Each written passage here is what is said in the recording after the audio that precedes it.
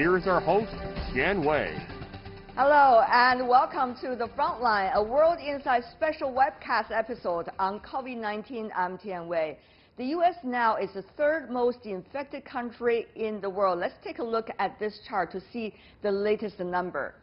Now, that is growing very fast. If you take a look at the past few days. Today, we bring together our overseas Chinese students from North America. They are from distinguished universities around the continent. We will examine how they are coping with COVID-19 in a foreign land, and also how they are finding their ways to survive and even thrive amid the challenges of a pandemic. And we are joined by 8 of them from all over North America. Let me have every one of you to say hi to our audience. Yang Qirong, you want to begin? Yes, please. Hi, everyone. My name is Qirong. I've just graduated from Brandeis Universities. Good to see you, Qirong. And go ahead, Yulin. Hi, everyone. Thanks, Ms. Tian. I'm Yulin, and I'm from University of Illinois at Urbana-Champaign. I'm so glad to be here. Thank you. And He Jiaheng. Hi everyone, my name is Jia Heng. I'm a junior at University of Michigan studying physics. So our university is been known by all the pioneering the Chinese rocket science. So we're in the city of Ann Arbor. We also have Han Zhuang. Hi, my name is Han Zhuang, and I'm currently studying at Cornell University. I'm living in Ithaca right now. Guo Husheng. Hi, I'm Hu Sheng, and I'm a current junior student studying Indiana University in Bloomington, Indiana. It's my honor to join CGTN to share the situation about the coronavirus. Okay, we'll see how you're doing. Zhou Xueyan. Hi, this is Xueyan Mandy Zhou here. I'm currently living in Vancouver, Canada, and I'm studying University of British Columbia. Thank you. That's nice. Good to see you. Du Yuchen. Hi everyone, my name is Yu Chen. I'm an undergraduate student at the University of Rochester, and my major is computer science and economics. I'm also the president of Chinese Students and Scholars Association. Nice to see you guys. Good to see you. Last but not least, Jiang Yidan. Sorry for letting you waiting for too long. Okay, it's my pleasure to meet you all. I'm Yidan from Northeastern University. I'm currently living in Boston right now. And this is my graduate first year. Yeah. I'm so glad that we are joined by all of you from different places of North America, the United States and Canada. You know, many people here in China and around the world are very interested how your lives are. In order to help us to understand, one of you, Qi Rong from Brandeis, actually made a small video for us. Let's take a look at what he's trying to tell us. Here's what we prepared: disposable gloves, a 95 surgical mask, alcohol spray, and a large bottle of sanitizer. For the food area, we got veggie, fruits, yogurt, and even Coke. Yes, of course. You have to have Coke, right?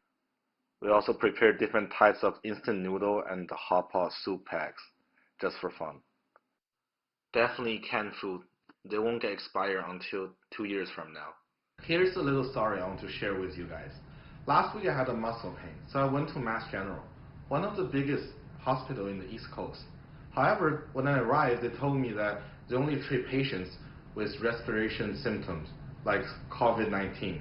So I've been sent back to my home to a nearby healthcare provider. When I get to the clinic, I've been asked a long list of questions. Fortunately, I passed, because I've been notified if they find out that I have been potentially exposed to coronavirus in the past 90 days, I will be thrown back to my car immediately and switch to a phone call diagnosis. That's a fun video you made for us, Qirong. Great job. So you really have all the canned food and the instant noodles and all the sanitizers. Yes, as you can see there, I think that's pretty much all I prepare against the disease and the lockdown period. Yeah. When your parents saw this, what you have inside the refrigerator, well, you don't want to show them the Coke though, are they okay with it? I mean, they are actually worried about if I can actually handle those foods in the correct orders. You know, I'm a bad cooker, so. Not the Coke first. I love your humor. You know, maybe in Brenda is somewhere where you live. It's okay. But what about in Canada? Let me also ask Zhou Shiyuan, since you're based in Canada, in British Columbia University, tell me more about your situation. What do you have in the refrigerator? Oh, I have a lot of like fresh fruit and vegetables. I also have some instant noodle too because I love them so much. But mostly I have some like frozen beef fries and I cook them every day. I just love to enjoy this period and cook for my roommate for the period. And our city is not locked down yet, but we have the state of emergency. But we still can go to the residence hall to get food or go to grocery store to get some fresh vegetables. So we have heard a lot about your life, but have you managed to find a place to live? Because the campus is now off the limits. So where are you these days? How did you get a place to live? Who are you living with? Who are you being taken care by? Or are you taking care of somebody else? So let me ask Yulin. Thank you. So actually, I still live in my dorms because our dorm is still opening, and also I have noticed that some of the dorms operating by the university has closed. So, but for me, at the very beginning of the quarantine time, I think my life got a little messy suddenly, and because the classes are canceled for some times and homework are being assigned by online platforms. So, and also there is no friend time and activity meetings. So after some time, I found that making schedules is a very good way to help me stay active and energetic. Yeah. Not only you are staying active, but it seems that you're also trying to help others. I was told that you prepared masks for yourselves and also for some of your great friends. Tell me more about that. How did you get the masks? So we cooperate with the Zhejiang Commerce Department in US, and they have donated around 4,800 masks to Midwest, and we donate those masks to all of the students in our universities, especially for the Chinese students. But obviously that's not enough, so we are still collecting more masks for our students here. And right now, our university has only 3 confirmed cases. But even though there's only 3 cases, everyone is taking progressive actions to protecting themselves. So you're sharing the mask. What about for others? Are you also getting masks and all the equipments ready? Shall we go to Jiaheng? Hi, everyone. Yes, so during this time, we actually prepared, at least in Ann Arbor, because our school have an earlier spring break, and also the CSSA Chinese Student Scholars Association work start early, and we get prepared. We also prepared thousands of masks and distributed to the student on the last Sunday. And just on Monday, we also collaborate with the Michigan Chinese American Coalition and donated 150 protective suits and also thousands of N95 to our UM hospital. Since UM Hospital is the one are taking care of all the confirmed cases in the Washtenaw County, which the Ann Arbor are in. As for other resources, for me, actually, I have 4 weeks worth of the clean food, the clean water, foods, and mask supply. And we also are purchasing more, like in our warehouse, and the CSSA are prepared to distribute it to the students in the time of need. It sounds like everything's perfect. I know, though, that you guys work very hard in order to be where you are. Of course, to go to the university that you desire, and secondly, at this critical time, be able to be calm and also take care of yourself and even take care of the others. I really wonder what it takes and why did you stay? May I have some of you to answer that question? Maybe Han Zhuang from Cornell. Why do you want to stay? Because there are many others who want to leave too. What do you make of that choice? Sure. I guess PhD students are loving studying too much. It takes a long time for us to get back. It's a little bit hard to get back at this time. So I guess I just want to stay. And the best thing I can do is not to going out at this time and work from home. And that can give me more chance to read some books, writing proposals, and take time to do the research I need. So you just love the moment to be with yourself in a way. Exactly. And talking about being with yourself, not necessarily on campus, we have already viewers writing to us suggesting this is someone called Ying Shangu writing to us, talking about, I want to go to school. I want to go back to university. I've never loved my university as much as I do now. Certainly, distance sometimes creates beauty, as they say. What about for you? Let me ask one of the girls on our webcast, Zhu Yuchen, tell me more about your life. Why do you make that choice to stay? I think I have like a couple of reasons. I think it's actually more convenient for me to stay here because I still have like lots of group projects for my computer science course. So I will actually still meet my group member, which is a Chinese student. So we can work together for my homework. And also I worked as a teaching assistant this semester. So our professor need us to stay in US to get paid for my job. Also, I think because we will have like different time zone, it will be like not convenient for me to just come back to China to have class. But what do you make of those who have decided to go back home? From Boston, Yudan, you want to share with us? Yudan.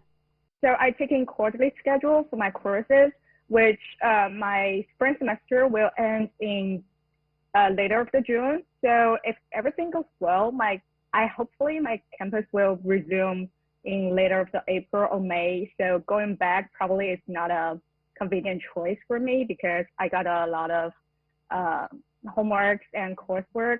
And staying in here, I think I'm fully prepared. So I got a lot of mask and sanitizer and food. Yeah, traveling back seems a lot of difficulty. So I choose to stay here. But what do you make of those who traveled back, Qirong? If I could ask you, young Qirong from Brandeis, we have heard a lot of students coming back, whole planes of students, university students in the US and now coming back to China. Of course, they have to go through 14-day quarantine, and some of them will not be able to reach the city where they want to go to, Beijing, Shanghai, for example. They have to be going to a third city and then coming back. So what do you make of that journey, and why do you choose what you have just made the decision about? I didn't go back because of two reasons. First, I just feel like our country is already preparing for students coming back to China already. It is already a big project for our mother country, China. So I wouldn't be part of that. I would just stay in where I'm at so that it's more convenient for me and for other people in China. And speaking of going back, I think the students from United Kingdom have a more urgent excuse to go back. So as the students in the North America, I'll just make some time and room for them. Speaking of quarantines, what do you mean by the UK students has more excuse to go back home? What do you mean? Yeah, I think it's just a rumor because I feel like the US is at least taking some actions against the coronavirus outbreak, while the United Kingdom is more of relying on the human immune system itself, as at least what I've been. Yeah, I'm not sure if it's real news, but that's what I heard. So I feel like the UK students have urgent excuse to actually go back to China to take care of themselves and be safe. Yeah, that's the first reason I stay in US, and also because as we see in the video, I already bought too much food. I don't want to waste them. And actually, the truth is, I didn't really get a chance to buy the ticket. And my city, Boston, is going to be locked down. I think starting March the 27th, which is this Friday. So all the planes could be canceled, I would say. So if there's too much inconvenience, I would just leave where I'm at. I believe it won't be this bad. And Lin, if I could go to you, are you going to be scared because a lot of the transportation possibilities are going to be reduced from as a result of lockdowns and also other plane schedule changes. So are you going to be afraid that you will not be able to come back home at the time when you desire? I think for Champaign district, especially, or the Illinois district, everything is shut down right now, according to the order of the Illinois governor. But I think that's the best for the state. And also for your question about coming back to China, I also think this is not the best time to go back. And also, I think China is showing to the world that for the last several months that the lockdown is one of the best methods to stop the spread of the virus. So I think I didn't personally heard those experiences, someone go to China and lock down, but I strongly agree with this arrangement. And also, I want to give myself some time to calm down here in US and focus on the study and just improve my everything here. 学院 in Vancouver. What about the choice that you have made to stay? Yeah, the reason why I have choose to stay is because like our school just translate off the class to online, which is like later to off the US schools. And off the dorm right now are not closed, so I could still like leave and eat as normal. And I got more time to read and spend time with my roommate, even like talking to my family through WeChat. And I do agree that like the flight are canceled and some things like that are affecting the time I got back. I cannot go back on time like earlier but I will go back anyway, but maybe in 2 months later or something like that, just see how the situation goes. And we have been hearing from our viewers, Lin Peng, for example, who have been saying, take care of yourself, kids. I think they're saying to all of you. Yeah. Thank you. It's very warm words coming from them, our audience here in China, I guess, in a way. And also, many of them been writing to us over the past 10 minutes or so. And they are saying whether you are going to experience a difficult year ahead from now on. Are you prepared for that? That is coming from Sandra. Yeah, Sandra is asking about that. Do we have Han Zhuang maybe to answer that? I plan to do my research at September, actually going back to a border city in Yunnan. But now the plan, I guess, will change a lot. But I think that just happens. The whole community, I have my colleagues, my advisor is quite supportive at this time. I see. We don't meet face by face, but still email coming through. Yeah. Thank you so much. Later, we're going to talk to you a bit later. And you're watching right now The Frontline, a special webcast of World Insight, focusing on our Chinese students in North America. We'll be back after this.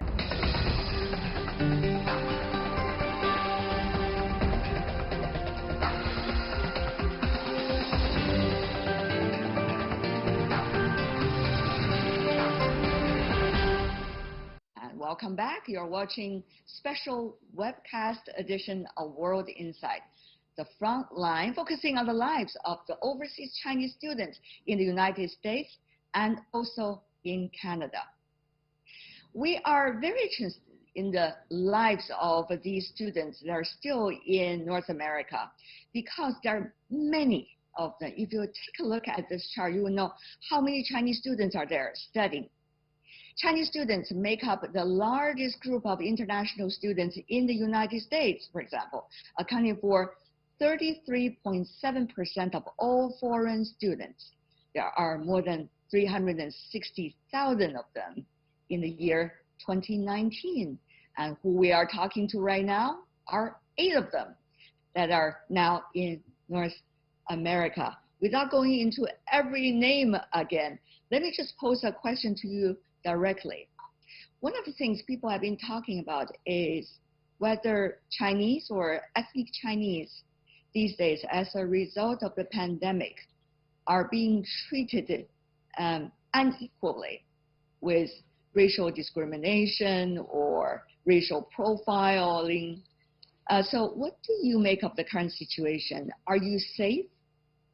Yes. Yes? Mm-hmm. Jiaheng, go ahead.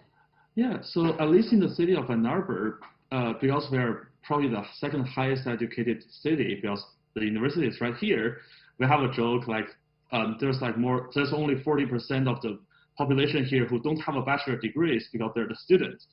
So over here, the environment is safe and friendly, but there is some of the trend that there is some increasing of hostility towards the Chinese international students. But at least for most of the people, at least the educated people in America, or those people are friendly. They some even ask, like I have a great friends in Minnesota. They even text me to ask if there anything they can do for me, and send some like food supplies all the way from Minnesota. But after all, I think for people who are educated and well informed, they know that this situation not caused by us, and we are the one fight the greatest in the beginning, trying to reduce the influence of this pandemic in the world.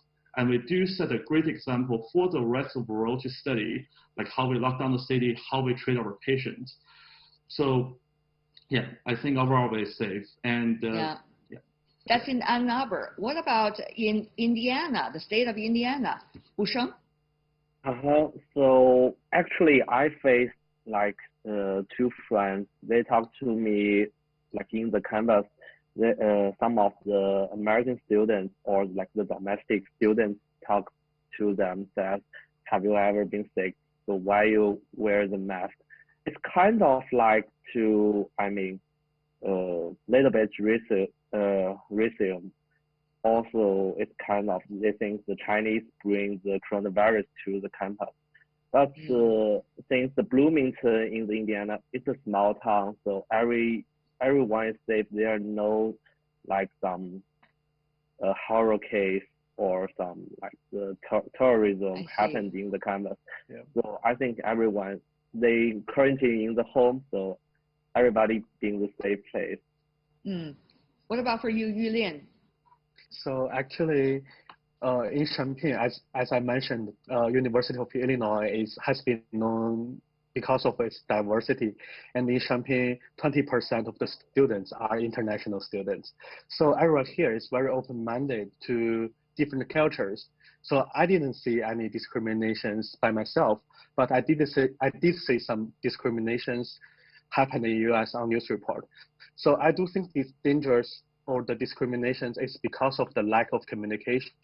So from my own perspective, I think Chinese students should serve as the civil ambassador for Sino-US exchanges, and the students should enhance communication. Like Chinese students should enhance communication with domestic citizens here in the US. So I think if we can enhance our communications, the discrimination thing will happen. We will not happen in the future. Yeah, well, I see Qi Rong is in a way having a very unique smile on his face. Obviously, you're using big word, Yulian, when you were describing your thoughts. For example, ambassadors of a country and building the friendship and the bridge. So, Qi Rong, what do you think?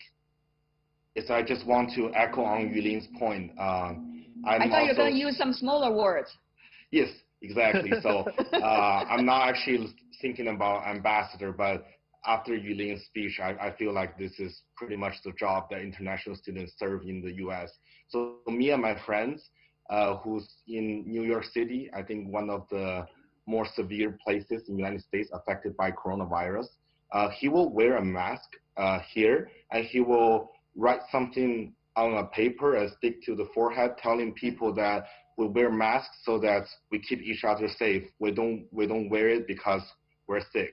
So we want to inform the Americans and challenge their newses that people should actually wear masks to prevent further infections instead of just only allow the sick people to wear masks. So we want to challenge on that idea, and we want to tell them by just sticking the nose direct on the forehead just to say it straight, you know. So that's actually what we do. That's a campaign you guys started? Not really. It's just It's just For what they fun. have to do in New York cities, because New York cities is where they actually face some danger and discriminations. The cases are increasing very fast in the city of New York. What about in Vancouver, in Canada, also a country proud of its diversity? Xueyan, are you safe? Because we have questions coming from our viewers and CGTN fans. They're asking, how are the locals treating the Chinese students over there? Xueyan?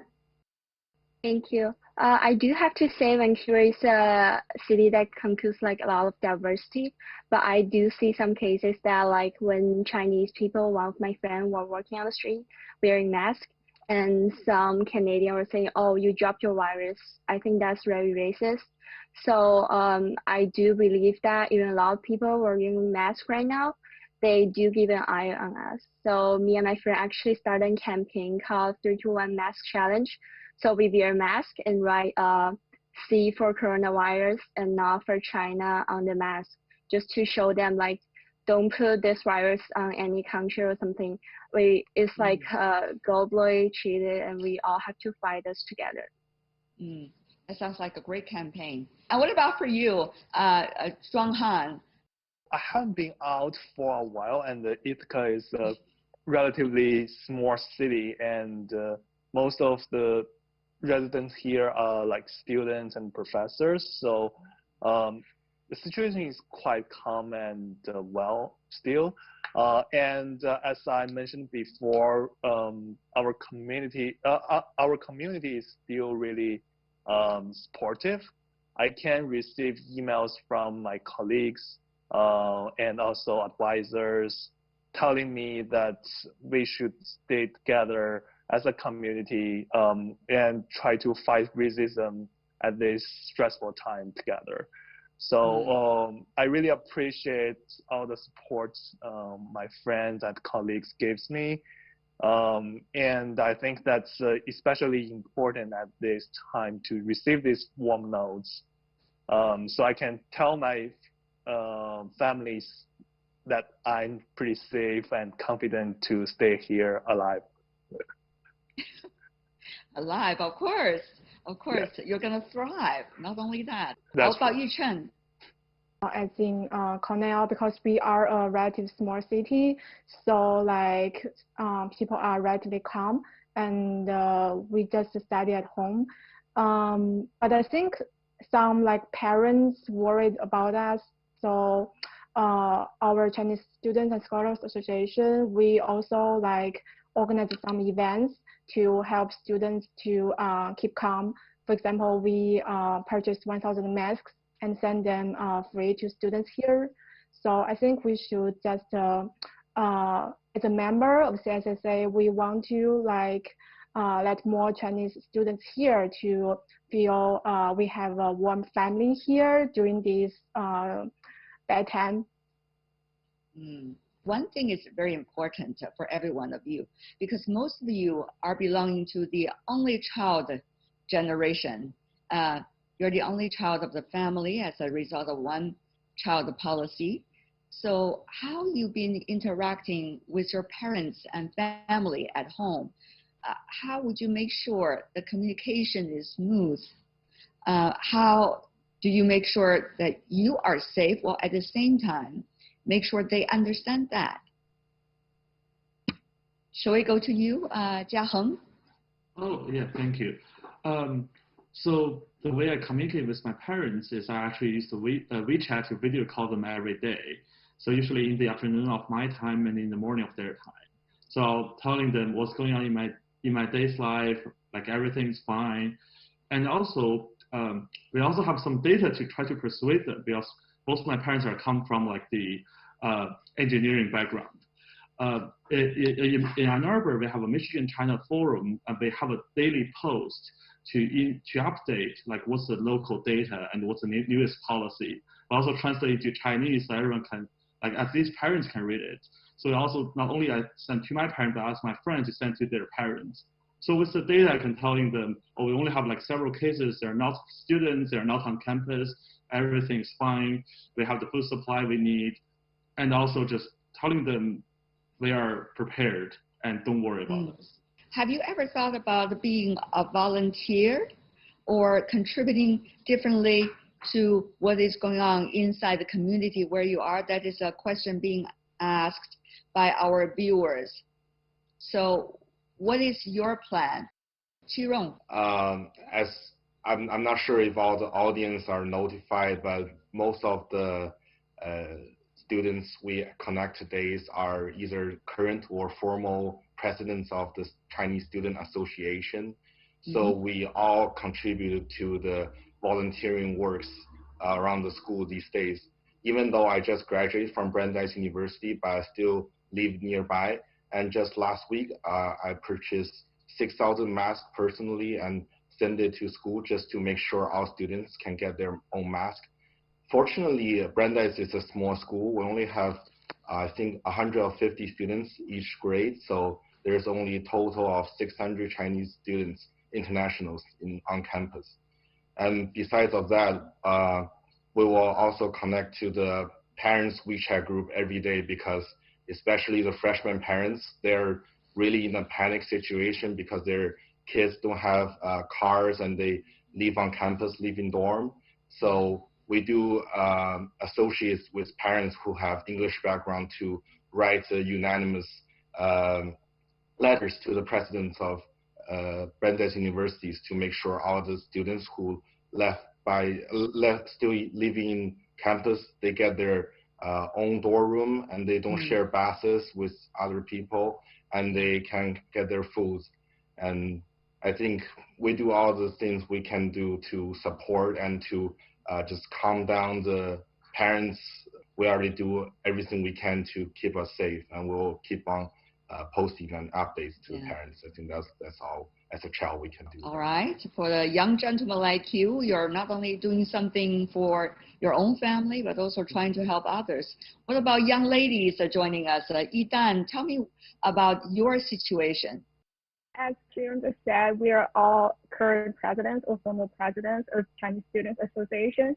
So we'll definitely use the power of our organization to try to get masks, all the medical stuff for students to protect themselves. As for myself, I buy the alcohol spray online really early and try to get as much as I can. So to make sure that all my friends, if they don't have them, I got them back up.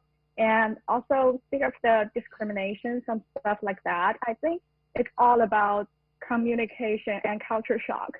So like for Americans, they think wearing masks only when you are having illness, or they don't wear it for protection. So last week I go to the post office to ship some masks for my friends, and a young lady just waiting in line in front of me, and she saw I wear a mask, and so we have a little chat.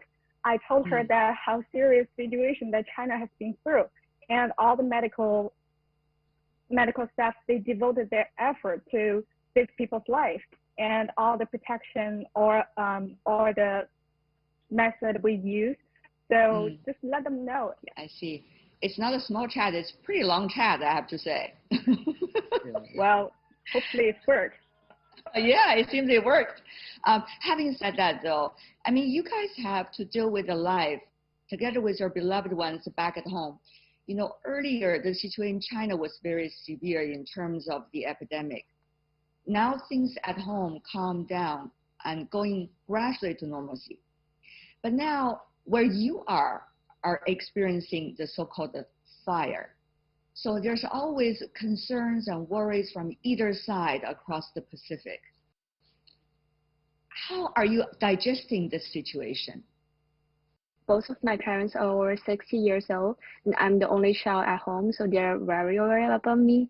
So, and my birthday is coming up. They're worried, oh, are you going out to party or not? Are you meeting with your friends? But I'm just saying, oh, I'm gonna stay home. I'm gonna stay, enjoy this quarantine time with my roommate and read some book. And back then I always say, oh, I don't have time to FaceTime with your guys. I have to go to class. But right now they know I'm at home all the time, and they're at home all the time too. So I just like FaceTime with them through WeChat every day, show them I'm cooking right now, I'm reading right now, and what I'm doing right now. And they're like, oh, I'm happy. And we build a much better relationship than before, I feel like. It's true, isn't it? At a critical time, we are getting ever closer to one another with the beloved ones. Yulin, you keep on nodding your head. Tell me about your part of the story. Yeah, so actually, I totally agree with your ideas. When something happens, critical times, like people getting closer. So actually, for the past, I only contact my parents like 1 or 2 times a week. But right now, I at least call my parents like once a day because I have more time I can manage, I'm like online all day. So I want to let them to make sure I'm okay, and also like I think my parents are pretty good. They know it's like in our town, like Champaign City is pretty good. But my grandparents, they are so worried about me, and they watch so many news about America, like the U.S. Virus is so dangerous, and they ask me you need to come home right now. You need to come home like right away. Don't stay in that country. And I need to persuade them that it's okay.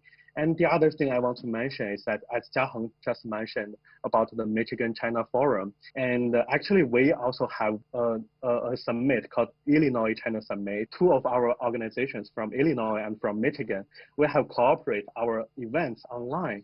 And for this event, we are going to talk about the U.S.-China relationships, talk about the commerce, talk about the entrepreneurships, and we have invited so many guests. So that is also another way to like let all of our students to calm down and to think about what is the big challenge after this the virus, and to see as international students what we can do.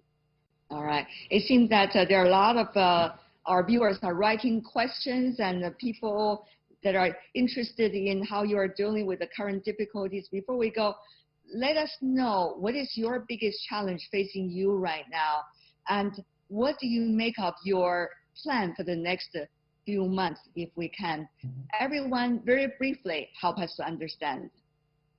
Jiaheng, you go first once again. But for the next few weeks, I plan to stay at home and writing simulations to solve the problem we are facing, and communicate with my mentor and my colleagues online. Yidan, you want to say 1 or 2 words? Study hard and try my best to help as many people as I can, and hope everyone doing well. Yulin? So I think I will just keep a happy mood and always embrace the challenge in the future. And I love photography. I hope everything goes fine and I can do photography in the future. I'm sure you will. Zhuanghan. By now, I will just spend more time with myself reading and cooking. I'm making some new recipes every day, and I love to share with you guys if you guys need it. And Xue Yan. I'm happy to have this time, and I set myself a goal every day just to do not waste this quarantine time. And I hope using this time to build better relationships with my family and talk to my parents more and more. So warm. Wu Sheng. Well, actually, my biggest challenge is preparing for my summer internship and also applying for the graduate school. It's been soon, so I think it's a good time for me to prepare for this. Yuchen. Yesterday, I just went to different dorms and apartments to send masks to students here, and I think they look happy, and they just start their online courses at home. So we can just work together to overcome this difficult time together. Just stay strong. All right, stay strong. Last but not least, we are gonna have Qi Yong. Yes, so I believe life is full of challenge itself. Every crisis generates new opportunities. So I will look on the bright side. And since I'm working remotely every day, I won't change any of my plans. I know you're at different time zones, so thank you so much for keeping our company. Shall we wave goodbye to all your beloved ones? They're watching us. Okay, bye-bye, and take good care of yourself. Bye. Bye-bye. Bye. And that is all the time we have for this special webcast, The Frontline, with our Chinese students in North America. Well, you can also see more of our program by visiting our website, World Insight CGTN, into your search engine, or check out our YouTube channel. Follow us on Twitter and Facebook accounts. From me, Tian Wei, and everyone on the team, together with those from the new media team, thanks for watching, and tune in again next time for more insights across China and around the world. Bye for now.